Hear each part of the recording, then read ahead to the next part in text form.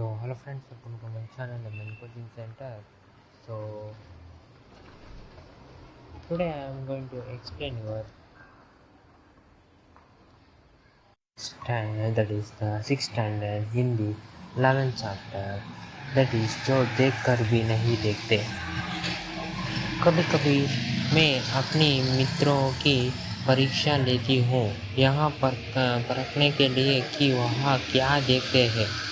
हाल ही में मेरी एक प्रिय मित्र जंगल की सैर करने के बाद वापस लौटी। मैंने उससे पूछा, आपने क्या क्या देखा?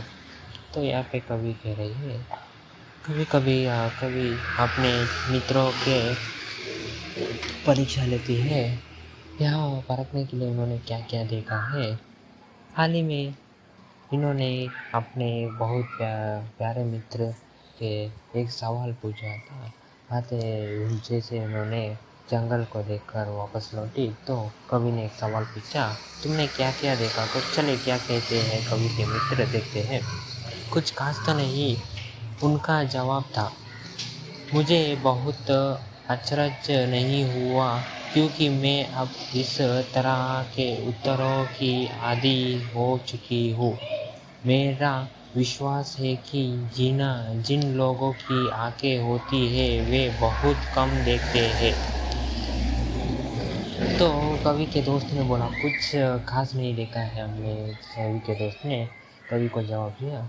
तो कवि कहती है, मुझे बहुत अचरज, बहुत बुरा हुआ क्योंकि मैं कभी अब इस तरह के उत्तरों के आदि हो चुके हैं। तो उनको आदत है। मेरा कवि का विश्वास यह है कि जिन लोगों की आंखें होती है वहाँ बहुत कम देखते हैं, ज़्यादा नहीं।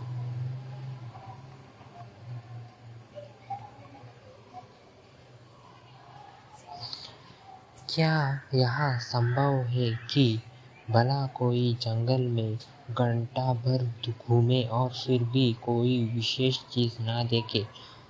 मुझे जिसे कुछ भी दिखाई नहीं देता, सैकड़ों रोचक चीज़ें मिलती है जिन्हें मैं छूकर पहचान लेती हूँ।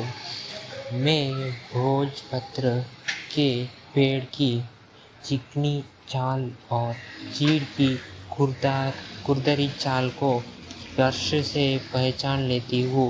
वसंत के दौरान मैं टहनियों में नई कलियाँ खोजती हूँ।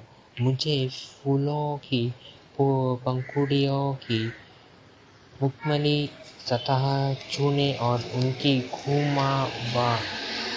घुमावदार बनावट महसूस करना में अपार। तो पहले यहाँ पे खत्म करते हैं। तो कवि कहती है क्या है कि अगर कोई पूरे जंगल को घंटे भर तक घूमे और उसे कुछ भी खास नया दिखाई दे तो यह कैसे हो सकता है? कवि जी को कह रहा हो तो यहाँ पे इसे कुछ भी नहीं दिखता है। सैकड़ों रोचक चीज़ें रोज़ इन्हें जंगल में मिलती है और जिन्हें ये छू कर पहचान लेती है, जैसे भोजपत्र के पेड़, चिने चाल और चीड़ के खुरदरी चाल को, यहाँ टहनियों को खलियों खोजती है। मुझे फूलों की पंखुड़ियों की मखमली सतह छूने और उनकी घुमावदार बनावट महसूस करते हैं। कवि को महसूस करने में अपार आनंद इन्हें कवि को मिलता है। तो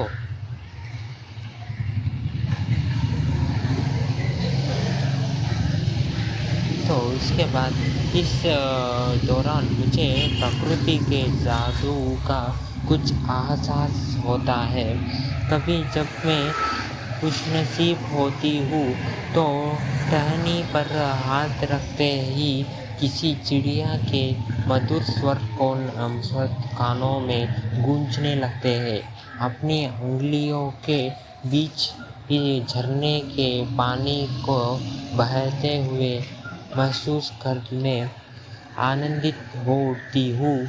मुझे चीड़ की फैली पत्तियों या घास का मैदान किसी भी महंगे कालीन से अधिक प्रिय है। बदलते हुए मौसम का समा मेरे जीवन में एक नया रंग और खुशियाँ भर ला जाता है। तो इस दौरान कभी को प्रकृति के जादू के कुछ एहसास होता है। कभी जब खुशनसीब होती हूँ, कभी बहुत खुशनसीब समझते हैं अपने आप को, तो जो टहनियों पर हाथ रखते ही किसी चिड़ियों की मधुर स्वर उन्हें सुनाई देती है। और बस इतना ही नहीं, जब उन्हें चिड़िया के फैलाने और पत्तियों या घास और जब उन्हें उंगलियां रखती है तो उन्हें ऐसा एहसास होता है कि झरने के पानी को बहने हुए महसूस करने जैसा उनको ऐसा लगता है जब वह अपना हाथ रखती है। तो कभी कभी मेरा दिल इन सब चीज़ों को देखने के लिए मचल उठता हुआ है। अगर मुझे इन चीज़ों को सिर्फ छूने भर से इतने खुशी मिलती है तो उनकी सुंदरता देखकर तो मेरा मन मुक्त ही हो जाएगा। परंतु जिन लोगों की आंखें हैं वे सचमुच बहुत कम देखते हैं। इस दुनिया के अलग अलग सुंदर रंग उनकी संवेदना को नहीं छूते। मनुष्य अपनी क्षमताओं की कभी कदर नहीं करता। वह हमेशा उस चीज़ की आस लगा रहता है जो उसके पास नहीं है। यह कितनी दुख की बात है कि दृष्टि के आशीर्वाद को लोग एक साधारण सी चीज़ समझते हैं, जबकि इस नियमत से जिंदगी को खुशियों के इंद्रधनुषी रंगों से हरा भरा किया जा सकता है। तो कवि कहते हैं कभी कभी इनके दिल में इन सब चीज़ों को देखकर बहुत मचा उठती है। अगर कभी इन चीज़ों को सिर्फ छूने के भर से इतनी खुशी मिलती है, तो अगर यह देख पाते तो इन्हें कितना आनंद होता होगा। परंतु जिन लोगों के पास आँख है वह सचमुच बहुत कम देखते हैं।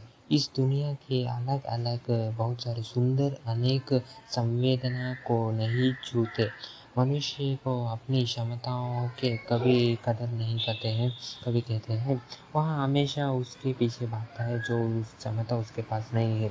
यह कितना बहुत दुख की बात है कि साधारण सी चीज़ के आशीर्वाद दृष्टि के आशीर्वाद को लोग एक साधारण सी चीज़ समझते हैं, जबकि इस नियम से जिंदगी को खुशियों के इंद्रधनुषी रंग से हरा भरा किया जा सकता है। तो यह है चैप्टर और इसे लिखा है एलन केलर ने।